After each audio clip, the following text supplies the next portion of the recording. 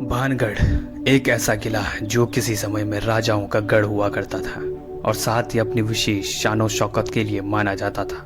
लेकिन समय गुजरने के साथ ही इस इलाके में कुछ ऐसा घटित हुआ जिसकी वजह से पूरा भानगढ़ ही खंडर में तब्दील हो गया और साथ ही भारत के सबसे भूतिया स्थानों की सूची में सबसे ऊपर आ गया।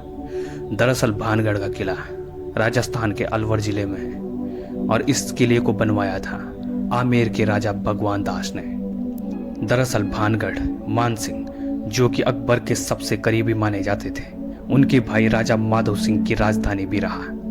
इस किले का निर्माण 16वीं सदी में किया गया था। भानगढ़ किले में बड़ी तादाद में लोग घूमने के लिए आते हैं, लेकिन रात होने से पहले वापस भी चले जाते हैं। आसपास के स्थानीय लोग कहते हैं कि रात के वक्त किले के अंदर से पायल की आवाज सुनाई देती है। भानगढ़ की बर्बादी के पीछे कई कहानियां बताई जाती है और ये कहानियां सच भी हो सकती हैं और मात्र एक कल्पना भी। उन्हीं कहानियों में से एक कहानी है एक तांत्रिक की, जो कि भानगढ़ की सुंदर राजकुमारी रत्नावती की सुंदरता पर मोहित हो गया था। कहा जाता है कि एक दिन तांत्रिक जिस दुकान से राजकुमारी के लिए इत्र जाता था उस दुकान में चला गया और राजकुमारी के लिए भेजी जाने वाली इत्र की बोतल पर काला जादू कर दिया।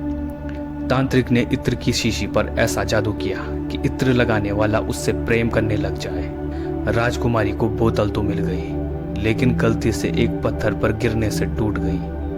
अब इत्र पत्थर से लगा तो पत्थर ही तेजी से तांत्रिक की ओर बढ़ने लगा और उसे कुचल दिया।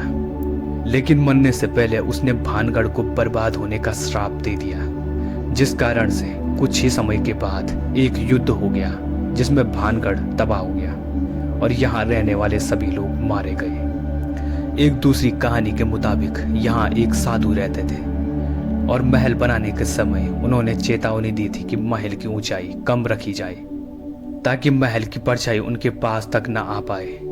लेकिन महल को बनाने वाले ने इस बात का ध्यान नहीं रखा और अपनी मर्जी से महल को बनाया, जिस कारण साधु ने गुस्से में आकर भानगढ़ को श्राप दे दिया, जिससे भानगढ़ तबाह हो गया। हालांकि आज के समय में भानगढ़ के किले को एक प्रेतबाधित स्थान के तौर पर ही पहचाना जाता है, जिसके पीछे कई तरह की पैरानॉर्मल घटनाएं भी बताई जाती हैं।